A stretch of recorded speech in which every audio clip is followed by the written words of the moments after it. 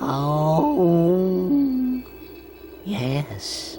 Your arrival with the moonstones is most fortuitous, for it is in this very moment that I am able to move the rock. Gee, what a coincidence. Thank you, sir. That was most helpful. Your gratitude is comforting, child. I have also found a piece of something called a hypnomatic. You may have it in exchange for more moonstones. Wait, I thought you had no need for material possessions. Please, do not lay your burdens upon me now. I am weary from lifting the rock, and I must rest.